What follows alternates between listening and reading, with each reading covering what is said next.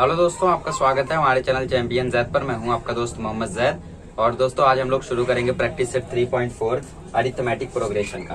पहला क्वेश्चन आपकी स्क्रीन पर लिखा है, ऑन 1 जनवरी 2016 सनिका, कंसिडर करो ये वही लड़की है जिसका हम लोग ने पिकनिक ले जाने वाला कहानी बनाया था। ठीक है, तो सनिका स्टार्टेड सेविंग 10 रुपया पहले दिन, दूसरे दिन 11, तीसरे दिन 12, चौथे दिन 13, 14, 15, 16, 17, 18, 19, 20 ऐसा ऐसा करते गए। ठीक है, तो अगर सनिका की सेविंग इसी तरीके से रहती है तो 31 दिसंबर 2016 को उसके पास कितने पैसे होंगे ये हमें फाइंड करना है। क्योंकि सनिका को अगले साल क्या करना है, उसको अगले साल कॉम्पिटिटिव एग्जाम की तैयारी करनी है, तो कम से कम 50,000 तो चाहिए ही चाहिए कोचिंग करने के लिए। ठीक है, आजकल तो 50,000 कम पड़ते हैं, बट जो लो कोचिंग है, लोअर कोचिंग से उधर 50,000 मोर देन इनफ रहता है।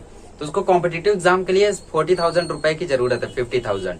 तो उसके लिए वो सेविंग कर रही है डेली 10 रुपया, फिर 1 रुपया बढ़ा के 11, फिर 1 रुपया बढ़ा के 12, फिर 1 रुपया बढ़ा के 13, ऐसा ऐसा डेली वो रखते जा रही है। इससे किसी को फर्क भी नहीं पड़ रहा है, 10 रुपया दिए 1 रुपया तो बढ़ा रहे, ले जा ले जा ले जा, बट देखते हैं उसके पास ऐसे साल भर में कितना हो जाता है। ठीक है, तो सबसे पहली बात इसमें एन क्या होगा, टीएन क्या होगा, वो सब देखो। ठीक है, तो सबसे पहले लिखो Sanika saving. Sanika saving is in the form of AP. ठीक है, इसकी सेविंग किस फॉर्म में, एपी में, दैट इज 10, 11, 12, 13 सो ऑन, इस तरीके से। तो पूरे साल भर वो सेव कर रही है, मतलब नंबर ऑफ डेज होंगे 366। सर साल में 365 दिन होते हैं, बट लीप ईयर में 366 होता है। सर लीप ईयर कैसे पहचानते हैं, देखो 2016 है, इसको 4 से डिवाइड करो, 4 5 20, डिवाइड हो गया ना, डिवाइड होकर रिमाइंडर 1 आ गया, मतलब पूरी तरीके से कम्प्लीटली ये डिवाइड हो गया 4 से, तो ये लीप ईयर है। अगर 2015 को 4 से डिवाइड करोगे तो ये डिवाइड नहीं होगा, मतलब ये लीप ईयर नहीं है। 2020 को 4 से डिवाइड करोगे ये हो जाएगा 505, मतलब ये लीप ईयर है। ठीक है, इस तरीके से तो लीप ईयर है तो 366 दिन। और पहली सेविंग यहाँ पे लिखो, first saving is equal to A is equal to ₹10, और डी जो है वो आपका 1 आ जाएगा। ठीक है, तो अब हम लोग SN लगाएंगे, क्योंकि सम ऑफ पूरा साल भर में कितना बचा उसका सम निकालना है। तो SN is equal to n/2, 2a plus n-1 d। n/2 मतलब 366/2, ये हो गया 2 × 10 प्लस 366 - 1, और ये हो गया 1। अब 2 इससे डिवाइड करेगा तो ये आ जाएगा 183, ये आ जाएगा 20 प्लस 365, तो 183 × 385। अब 385 को 183 से मल्टीप्लाई करोगे तो क्या मिलेगा, देखो 05। तो इसकी सेविंग कितनी हो गई, इसकी सेविंग हो गई 70,455 रुपए। तो अगर इसको 50,000 लग भी जाते हैं कोचिंग में, तो बाकी जो उसका 20,000 है उसमें उसका साल भर का खर्चा निकल जाएगा। कितना बढ़िया प्लानिंग किया, देखो इस तरीके से आप भी सेविंग कर सकते हो अपनी 11th के ट्यूशन के लिए, 12th के ट्यूशन के लिए। तो इस तरीके से इसको फाइंड करना है, number of days he n है, ए और डी आपको इजीली पता है, SN लगाओ, आ गया, बहुत इजी है। इसमें खाली 5वां क्वेश्चन थोड़ा सा चैलेंजिंग है, बाकी सब इजी है। सेकंड वाला बहुत इंपॉर्टेंट है, 2020 बोर्ड एग्जाम में आया था, जिसकी वजह से मेरे को आउट ऑफ मिला अलजेब्रा में। आप भी कर लो सेकंड वाले क्वेश्चन को अच्छे से, बहुत ज्यादा इंपॉर्टेंट है, चैलेंजिंग में आया था 4 मार्क्स में, सोचो कितना इजी है। तो मैंने इसको सॉल्व किया, काफी मजा आया था। ठीक है, चलिए इसको कर लीजिए, फिर करते हैं भाई। आइएगा इस क्वेश्चन नंबर 2 करते हैं, आपकी स्क्रीन पर लिखा हुआ रीड करिए। A man borrows ₹8,000 and agrees to pay with a total interest of 1360। मतलब उसने बोरो कितना किया था, बोरो किया था ₹8,000, और टोटल इंटरेस्ट के साथ जिसके साथ वो पेमेंट के लिए तैयार हुआ वो था ₹1360। तो उसने क्या डिसाइड किया कि हर साल मैं अपनी जो इंस्टॉलमेंट है उसको 40-40 रुपया कम करते जाऊंगा। मतलब अगर पहले साल उसने 1,000 रुपया दिया तो अगले साल 960 देगा, फिर 920 देगा, फिर 880 देगा, ऐसा करते करते 12 साल में उसकी पेमेंट कंप्लीट हो जाएगी। जब 12 साल में उसकी पेमेंट कंप्लीट होगी, मतलब n यहाँ पे 12 है। ठीक है, तो n आपका 12 हो गया, और जो बोरो किया और टोटल इंटरेस्ट किया, मतलब ये हो गया sum of total amount. Sum of total amount मतलब SN मतलब 8,000 प्लस 1360। ठीक है, तो 8,000 प्लस 1360 हो जाएगा 9,360। तो आपको SN मालूम है, आपको N मालूम है, आपको डिफरेंस भी मालूम है, 40-40 रुपया कम हो रहा है। कम हो रहा है मतलब -40। देखो ना, 1000 और 960 में, जब 960 में से 1000 माइनस करोगे तो -40 आएगा ना। और अगर बोलता मोर तो वहां पे प्लस लगाते हैं। ठीक है, तो अब SN का फॉर्मूला लगा दो। आपको क्या फाइंड करना है, आपको फाइंड करना है फर्स्ट इंस्टॉलमेंट। फर्स्ट इंस्टॉलमेंट मतलब A, और लास्ट इंस्टॉलमेंट मतलब T12। ये दो चीजें आपको फाइंड करना है। आप खुद से समझो ना, 12 महीने में दे रहा है तो लास्ट इंस्टॉलमेंट 12वें महीने देगा, तो T12 फर्स्ट इंस्टॉलमेंट मतलब ये। तो ऐसे लगाओ n/2 2a प्लस n-1 और ये d। SN आपका कितना है टोटल 9360।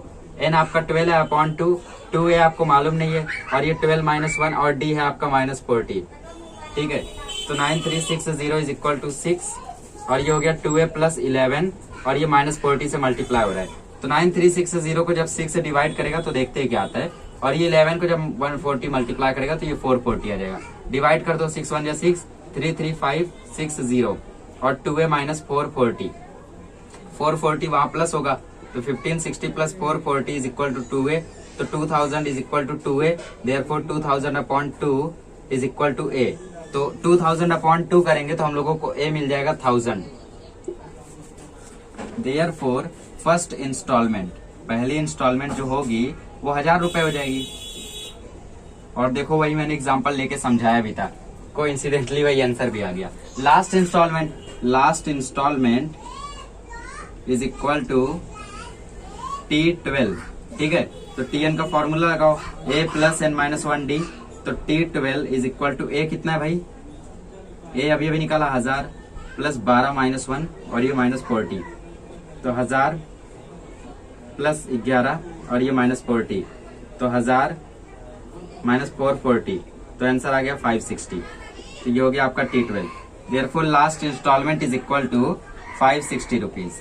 इस तरीके से आपको करना है। क्रॉस चेक करना है तो क्या करो, ऐसा लिख लिख के पूरा लास्ट तक जाओ, एक पॉइंट पे 560 मिलेगा। तो जब 560 मिलेगा ना तो फिर सब टर्म को प्लस करना, आपको आंसर ये मिलेगा। और बिलीव नहीं करोगे, ये मैंने बोर्ड एग्जाम में किया था ताकि क्रॉस चेक कर सकूं मेरा आंसर करेक्ट है या नहीं। मैंने क्रॉस चेक बहुत किया था, बहुत टाइम था यार, 1.5 घंटा 1 घंटे में पेपर सॉल्व हो गया। बाकी टाइम तो बच्चा ही है, बैठो क्रॉस चेक करो, कुछ है नहीं तो हेड डाउन करके थोड़ी ना उधर बैठूंगा, एक एक सम को क्रॉस चेक कर डाला था अलजेब्रा में। ठीक है, तो इस तरीके से करना है, लिख लीजिए, बहुत इंपॉर्टेंट सम है। और ये 2020 बोर्ड एग्जाम में आया था, 2020 मार्च बोर्ड एग्जाम में, इसको लिख लीजिए। फिर करते हैं तीसरा question.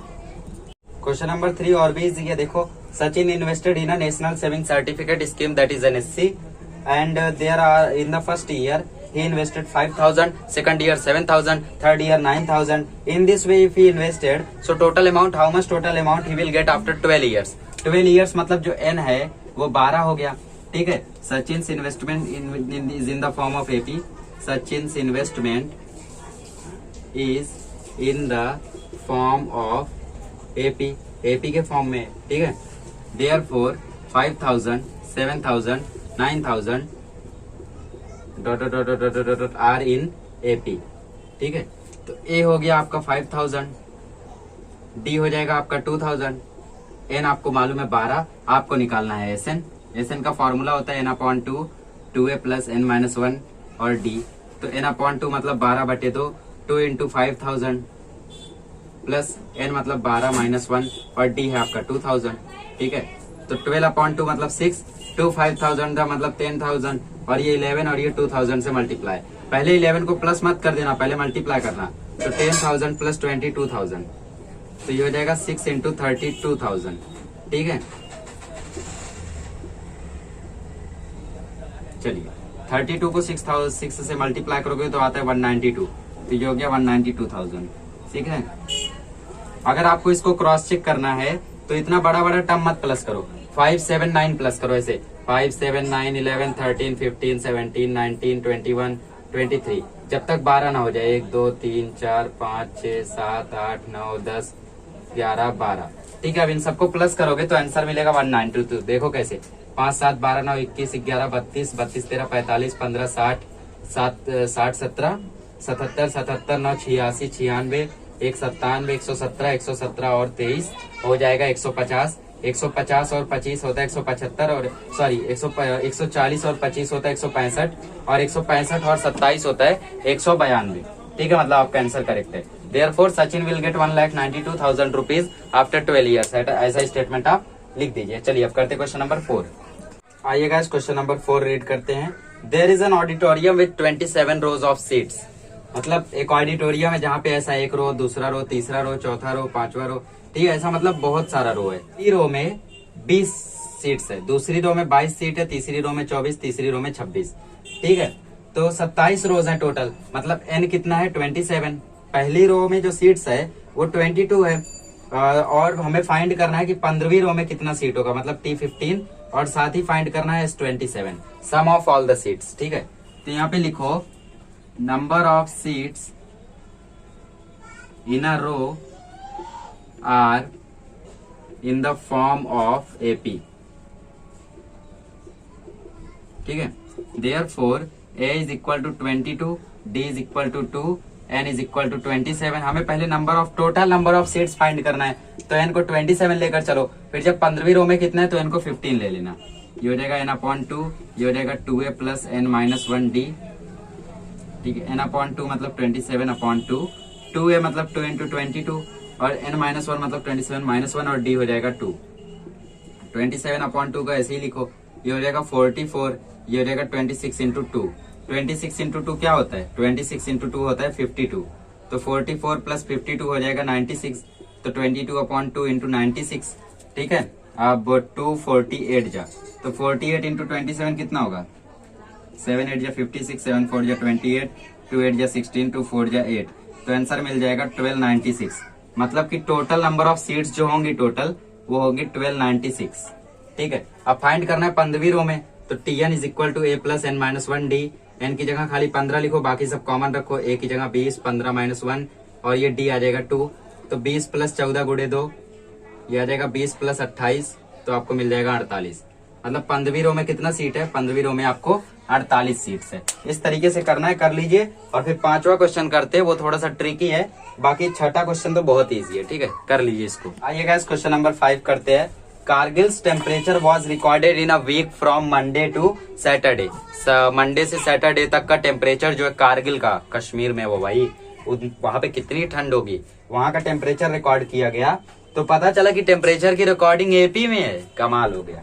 The sum of temperature of Monday and Saturday are 5 degree. यहाँ पे हम लोगों को एपी दिया नहीं गया, तो खुद से अज्यूम करेंगे। ठीक है, देखो Monday, Tuesday, Wednesday, Thursday, Friday और सैटरडे, यहीं तक का फाइंड किया गया था ना। इस तरीके से हम लोग एक बॉक्स बनाएंगे। ठीक है, और अब हम लोग कॉलम्स बना देते हैं। ये हो गया। ठीक है, मंडे से सैटरडे का टेम्परेचर क्योंकि एपी में है तो हम लोग एपी अज्यूम करते हैं, बट प्रॉब्लम ये आती है कि माइनस में ज्यादा अज्यूम करे, प्लस में ज्यादा अज्यूम करे। क्वेश्चन और पढ़ते समझ में आएगा।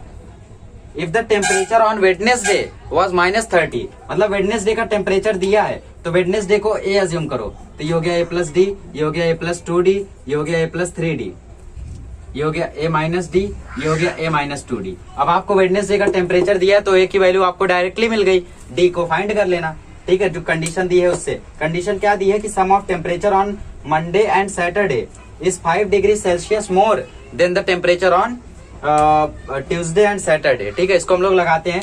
सबसे पहले लिखो temperature on Wednesday, temperature on Wednesday is equal to A is equal to -30 degree Celsius. ठीक है, अब कंडीशन को लगाते हैं। बाय द गिवन कंडीशन,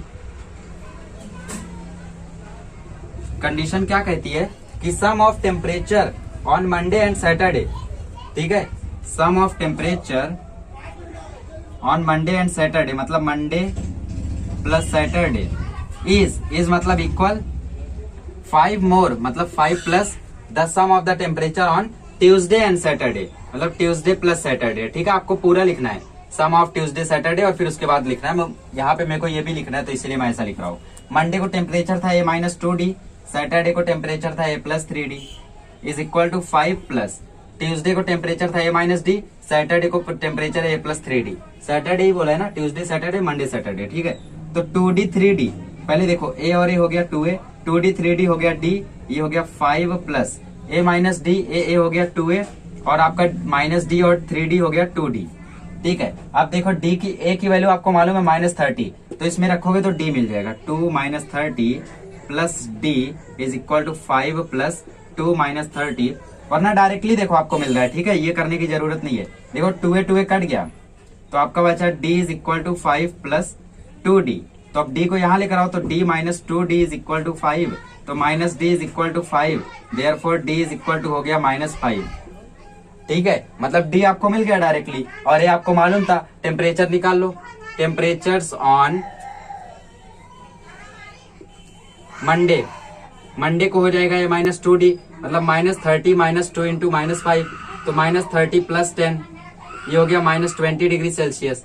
अब ट्यूसडे, ट्यूसडे को हो जाएगा ये -D, मतलब -30 -5, तो -30 + 5 ये आ गया -25।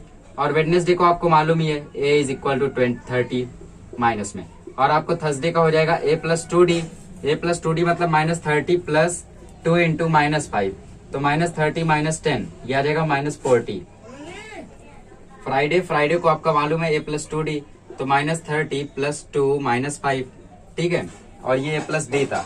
थर्सडे का आप निकाल चुके हो, फ्राइडे का, थर्सडे का A + D है, ठीक है।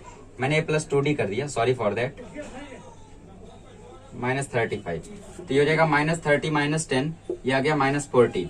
और सैटरडे को आपका है A + 3D, तो -30 + 3 -5, तो -30 - 15 ये आ गया -45।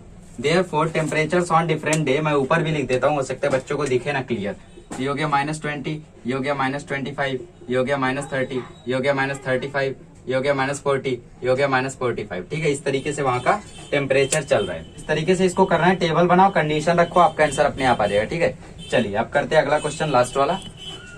आइएगा, क्वेश्चन नंबर 6 करते हैं। आपकी स्क्रीन पर लिखा है, on the world environment day tree plantation programme was arranged on a land which is triangular in shape, मतलब वो जो लैंड है वो ट्रायंगुलर है, ठीक है।